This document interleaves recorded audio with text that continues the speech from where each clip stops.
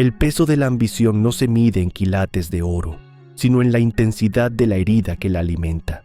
Y pocas figuras en la historia del lujo encarnan esta verdad con la crudeza y el brillo de la mujer que hoy conocemos por el nombre de un perfume, una marca, un imperio que supera los 30.000 millones de dólares. ¿Cómo es posible que una corporación sinónimo de la más alta sofisticación, la que define la elegancia para el siglo XXI, haya nacido del trauma, de la miseria más absoluta y del abandono más cruel?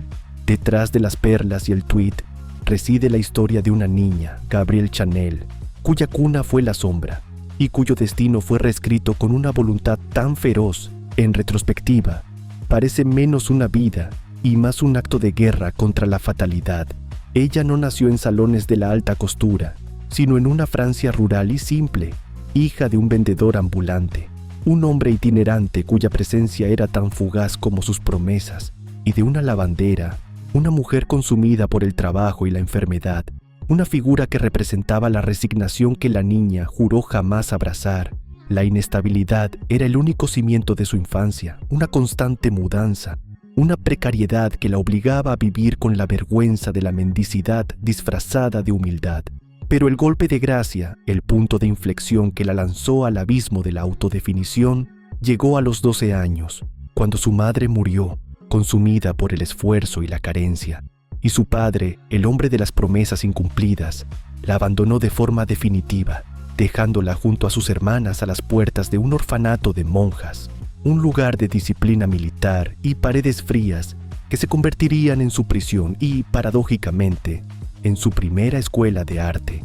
Este no era un refugio, era un castigo, un recordatorio constante de que no era deseada, de que su vida carecía de anclas familiares o de un destino preestablecido.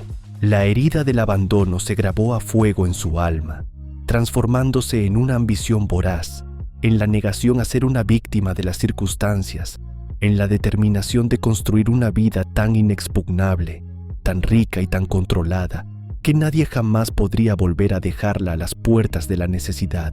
En ese ambiente austero, donde el negro y el blanco de los hábitos de las monjas eran los únicos colores, ella encontró consuelo en la sala de costura, el lugar donde las manos trabajaban y la mente podía soñar. Fue allí, entre agujas e hilos, que descubrió un talento innato, una habilidad para el oficio que se convertiría en su primera moneda de cambio. Este talento no era solo una destreza, era su primer acto de rebelión contra la uniformidad del orfanato. Ella no solo cosía, estaba diseñando un escape, urdiendo el hilo de su propia libertad con cada puntada. Un conocimiento técnico que se convertiría en la base fundamental e inquebrantable de su futuro imperio. La soledad y la disciplina del convento la obligaron a una introspección profunda, a una madurez precoz que la separaba de la despreocupación de otros niños. Y fue en ese silencio forzado donde la semilla de su estética, el icónico minimalismo de su marca, comenzó a germinar. Ella observó la geometría simple de los hábitos de las monjas, la pureza del blanco y negro, la funcionalidad de la vestimenta que no buscaba la frivolidad, sino la utilidad. Y en esa observación, en esa necesidad de la sencillez, encontró la negación de la moda exagerada que la élite abrazaba. A los 18 años, con su habilidad como único patrimonio, salió de ese mundo de rejas y rezos, decidida a no mirar atrás, a no ser definida por la niña que fue, sino por la mujer que estaba a punto de inventar.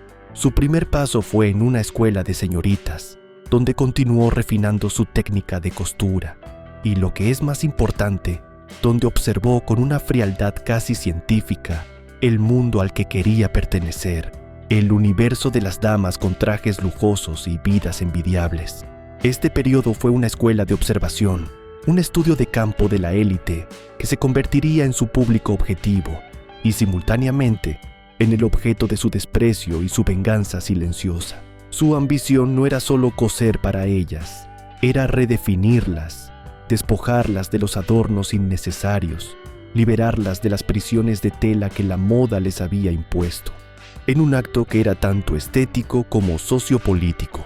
El salto de la costurera al escenario, aunque humilde, fue el primer acto de su autoinvención radical.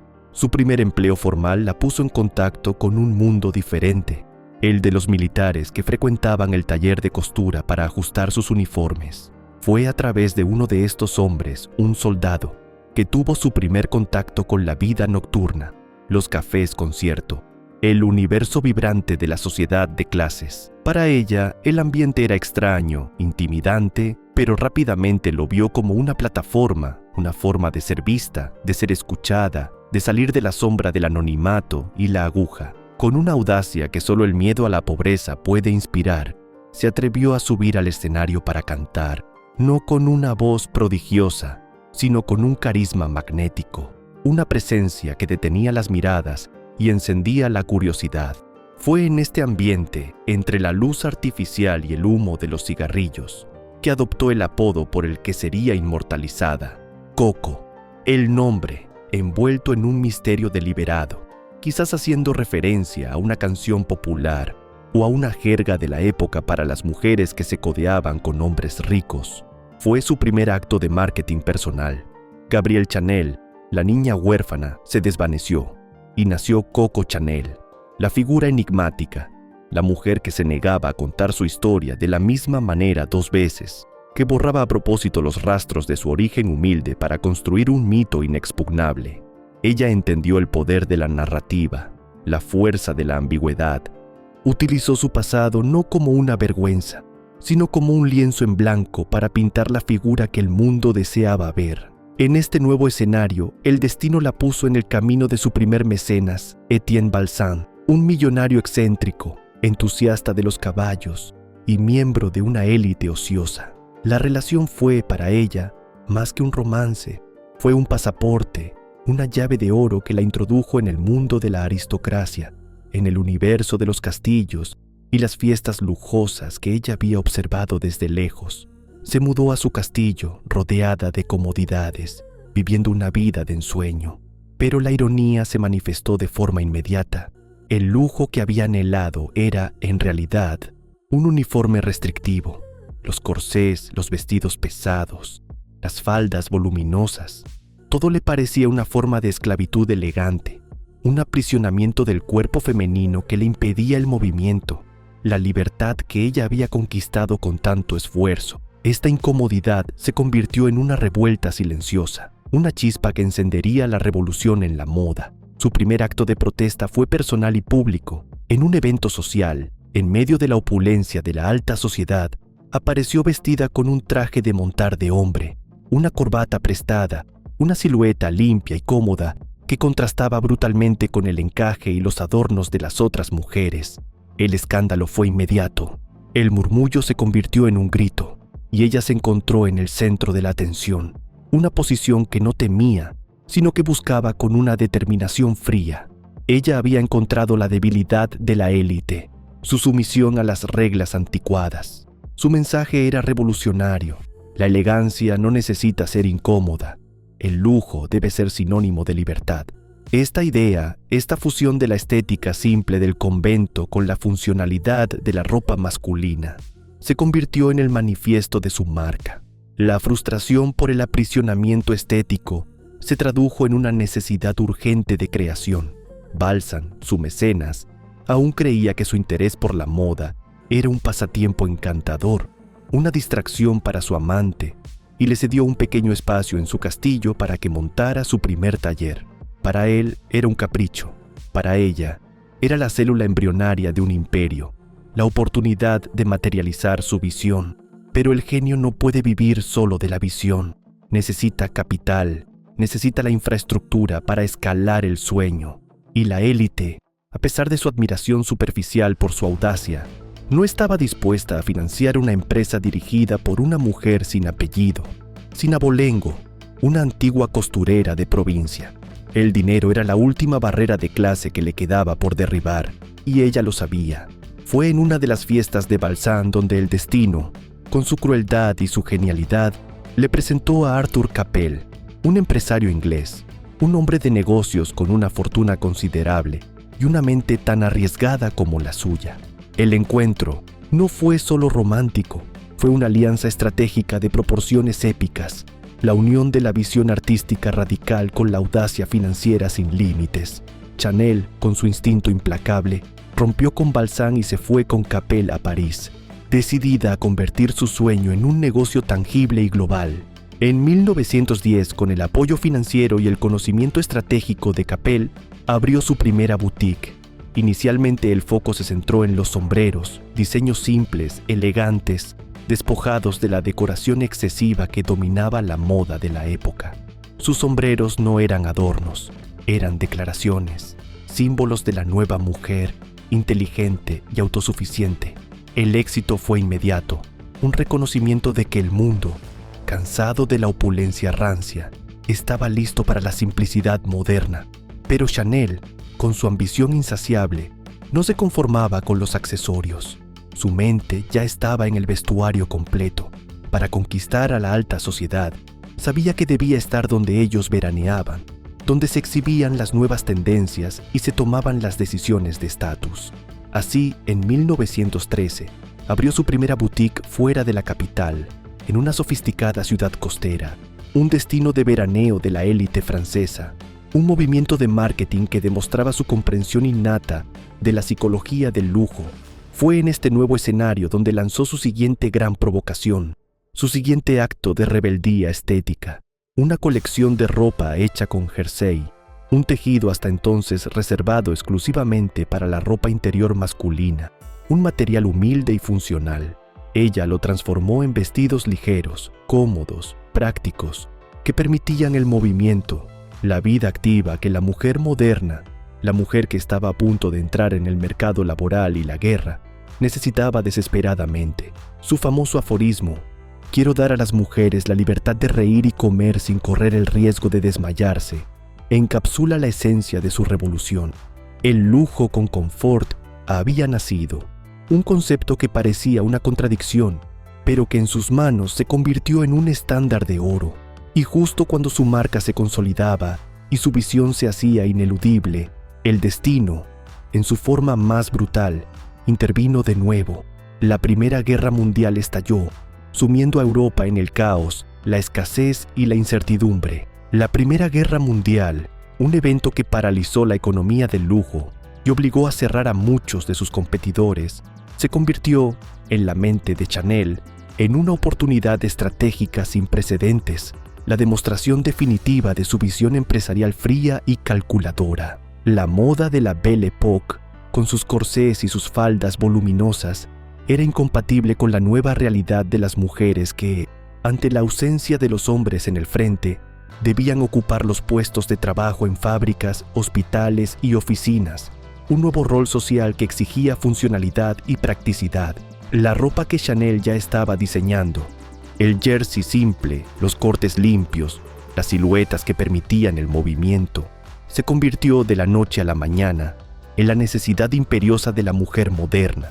Ella no solo sobrevivió a la guerra, prosperó, transformando la escasez y la necesidad en el motor de su ascenso, adaptando su colección a los tiempos, ofreciendo una moda que era un uniforme de la nueva independencia femenina. La guerra no fue un obstáculo para ella, fue un catalizador, una fuerza destructiva que eliminó a la competencia y validó su estética minimalista y funcional. Su marca se convirtió en sinónimo de la mujer activa, independiente y fuerte, la mujer que no se rendía al caos.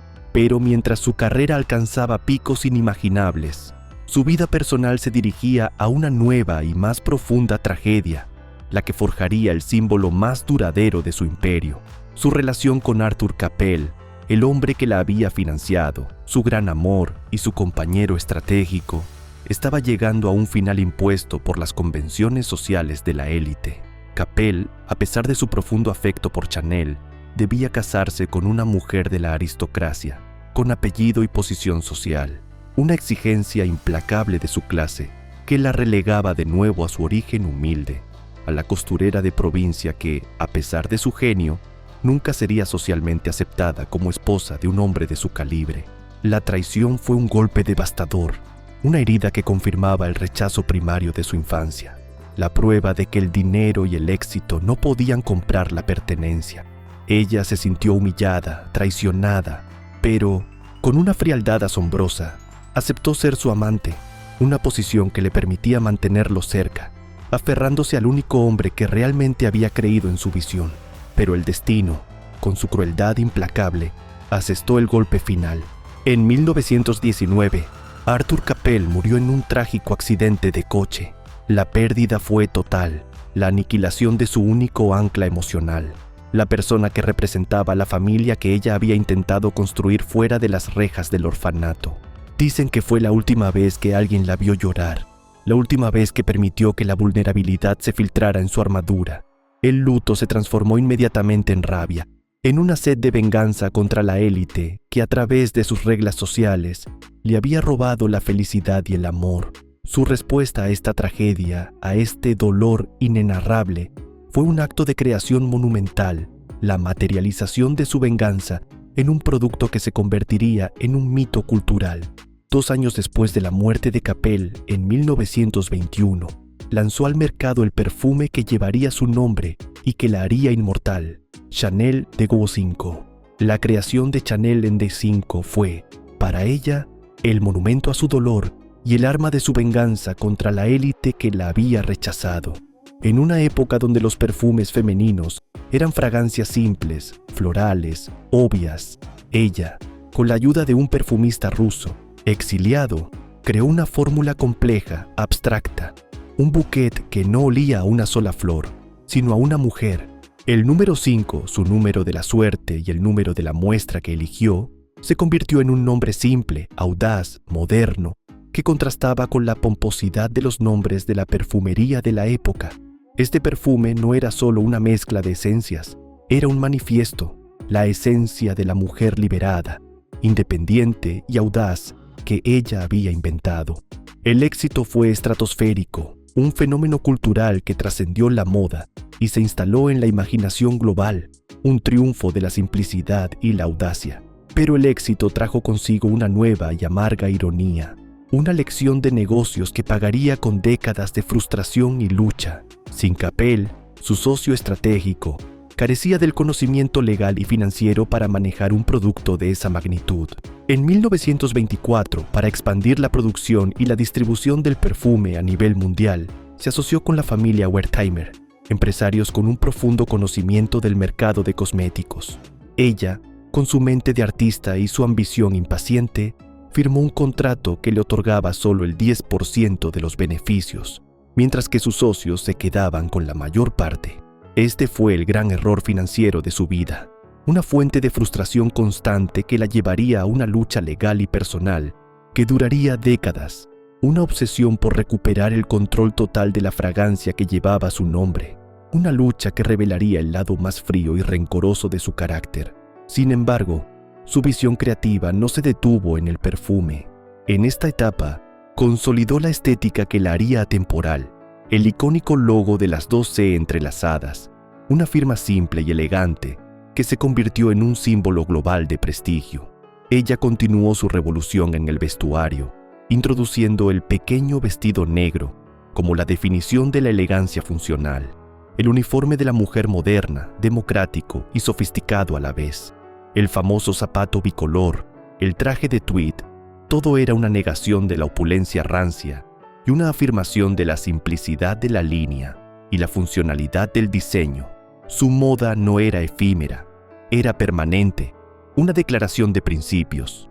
La elegancia, según ella, era una cuestión de negación, de eliminar todo lo superfluo hasta que solo quedara la esencia. Una filosofía que reflejaba la austeridad aprendida en el orfanato y la funcionalidad que la guerra le había enseñado. Su influencia era tal que no solo vestía a la élite, sino que se relacionaba con los hombres más poderosos del mundo. Su relación con el duque de Westminster, uno de los hombres más ricos del Reino Unido, la introdujo en la alta política, llevándola a forjar amistades con figuras como Winston Churchill.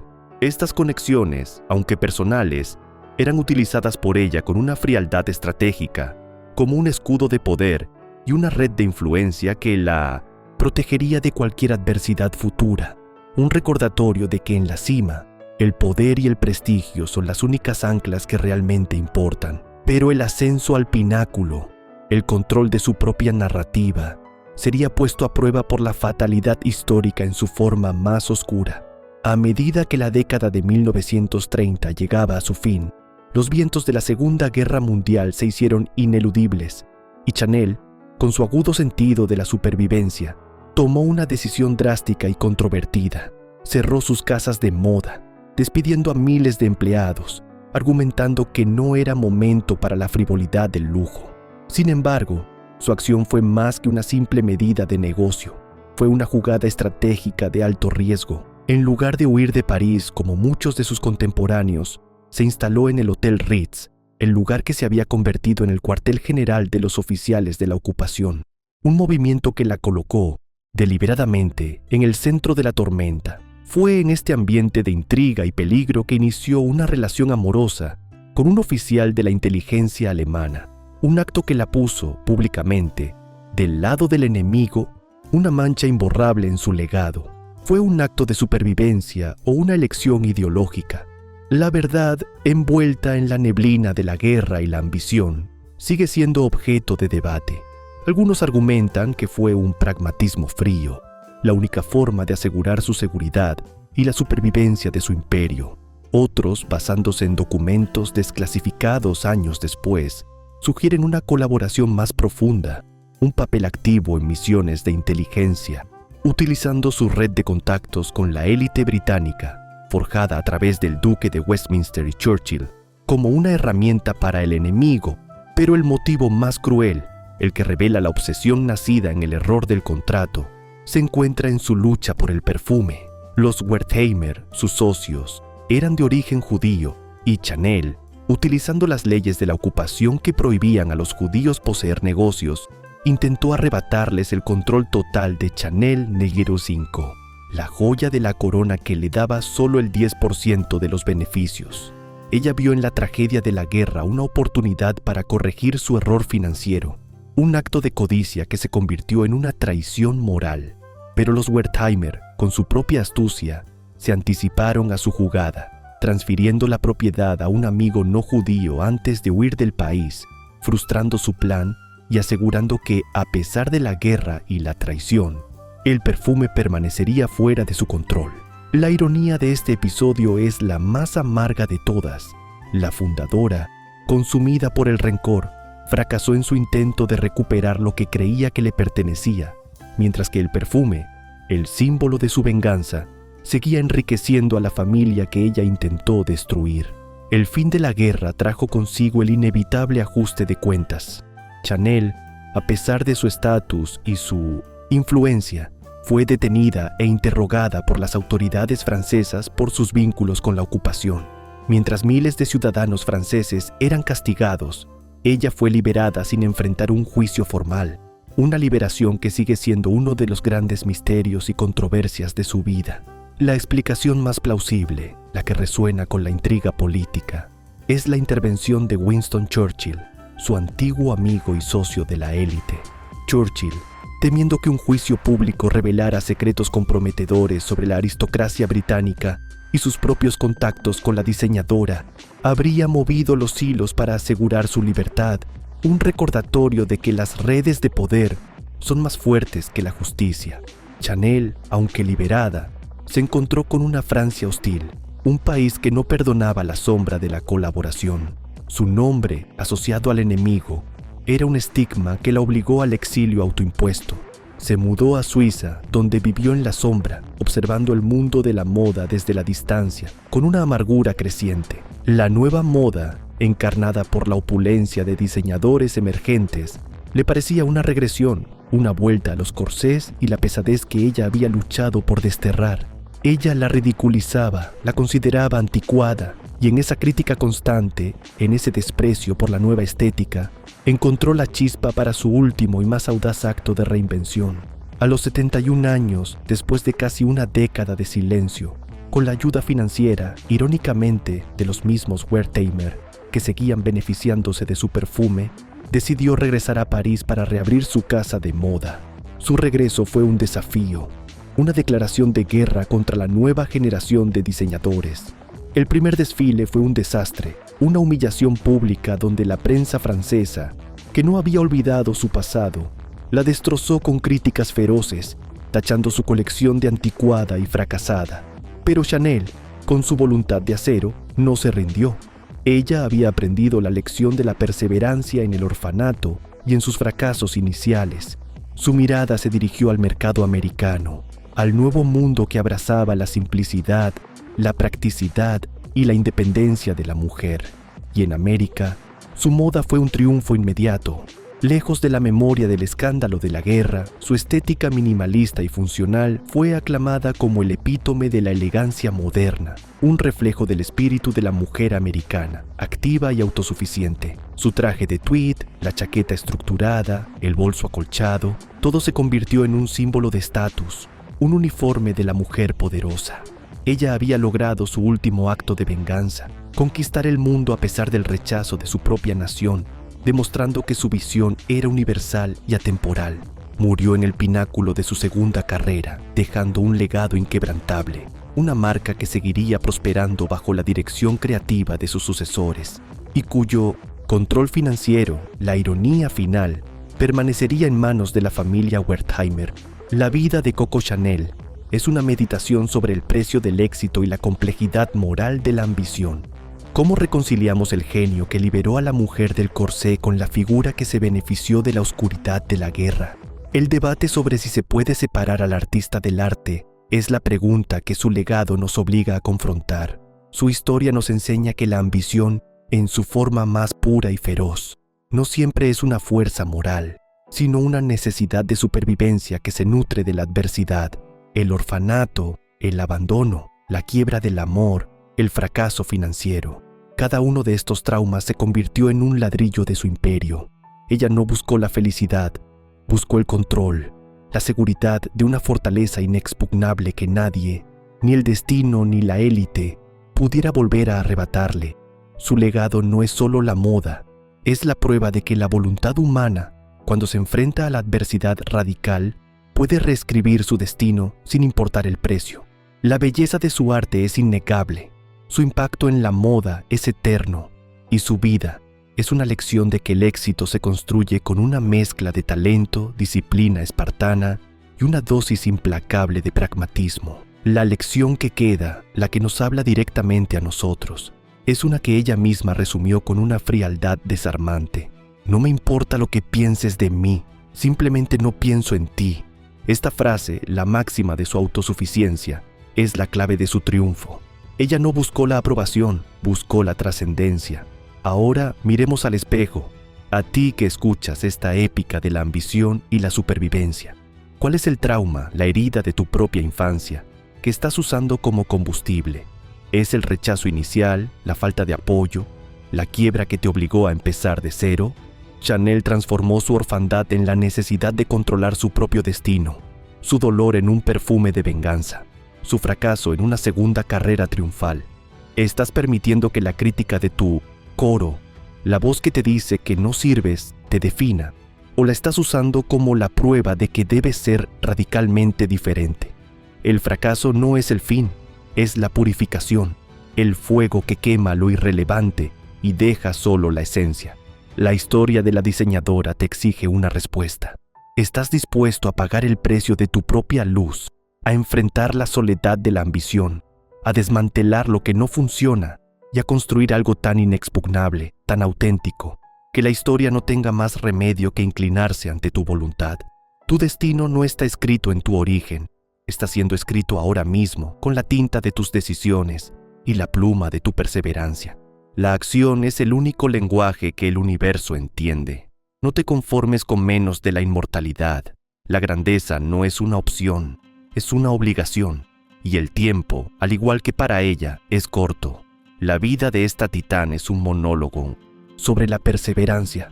Su regreso a los 71 años, después de una década de exilio, desafiando a la prensa y a la nueva moda, es la prueba de que la edad es solo una excusa para la mediocridad.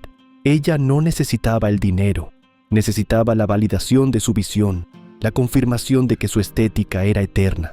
Su lucha contra la familia Wertheimer por el control del perfume es una lección de que el visionario nunca se rinde al error, incluso cuando la lucha es imposible de ganar.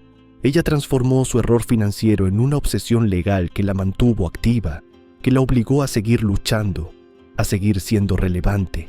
La lección es que la obsesión es la madre de la maestría. El contraste entre la simplicidad de su moda y la complejidad de su vida moral es la fuente de su fascinación. El pequeño vestido negro, la máxima de la sencillez, es el uniforme de una mujer cuya vida fue una tormenta de intriga y ambición.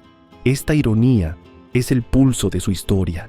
Ella nos enseña que la elegancia externa no siempre es el reflejo de la pureza interna y que la complejidad humana es el motor de la creatividad.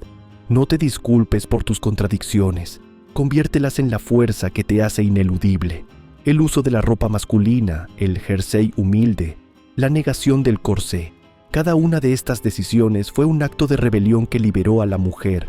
Su moda no era sobre vestirse, era sobre empoderar. Ella entendió que la funcionalidad es la forma más alta de la sofisticación. La lección es que tu mayor innovación debe ser una que libere a tu audiencia, que les dé una herramienta para vivir mejor, para ser más libres. La anáfora del rechazo, el rechazo del orfanato, el rechazo de la élite, el rechazo de la prensa francesa. Cada rechazo fue una negación que ella convirtió en una afirmación. El rechazo se convierte en el combustible más limpio y potente de la ambición. El mundo te dirá no 1000 veces. Tu única respuesta debe ser sí a tu propia visión. El legado financiero, la ironía final, la fortuna que la hizo inmortal, la que se construyó sobre el perfume que ella no controlaba. La lección es que el control total es una ilusión.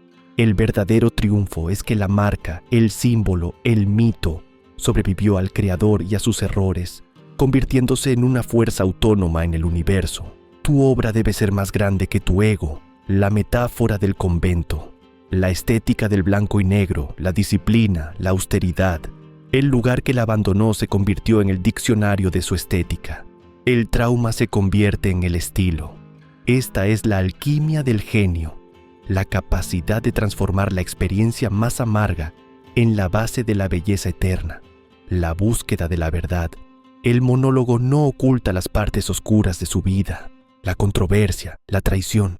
Esta honestidad brutal es lo que hace que la inspiración sea tan potente. No se te ofrece un cuento de hadas, se te ofrece la verdad cruda de lo que se necesita. Para ser un titán, la grandeza se construye en la luz y en la sombra. El llamado a la acción final, la invitación a la autodefinición. La historia no es un fin, es un medio para que tomes el control de tu propia narrativa. La vida de Chanel te exige que dejes de ser un espectador y te conviertas en el guionista y el protagonista de tu propia épica. La inacción es la única traición, el ritmo incesante de la prosa, la alternancia entre la descripción íntima y la declaración categórica es lo que mantiene la tensión del monólogo. Cada frase es una estocada, un paso hacia la cima. La cadencia es la de la ambición misma, la que no se permite la pausa, la que no acepta la derrota. El final es la luz de su legado, la luz del perfume, la luz del traje de tweed, una luz que se encendió en la oscuridad del orfanato. Y esa luz es el recordatorio de que tu origen no es tu destino, sino el prólogo de una grandeza que solo espera tu voluntad inquebrantable para manifestarse. La mujer que no pudo tener hijos dejó un legado inmortal que viste al mundo. La vida siempre encuentra una forma de trascender. Tu obra, tu visión, es tu descendencia. Cuídala, el mundo te mira. ¿Qué historia estás dispuesto a contar? ¿La de la víctima o la del visionario? La elección, como siempre, es tuya. El precio de la libertad es la disciplina. Ella lo pagó con creces. Y su libertad, su legado, es la prueba de que valió cada sacrificio. La última palabra es la acción. Hazlo ahora. El tiempo se agota. Tu leyenda espera.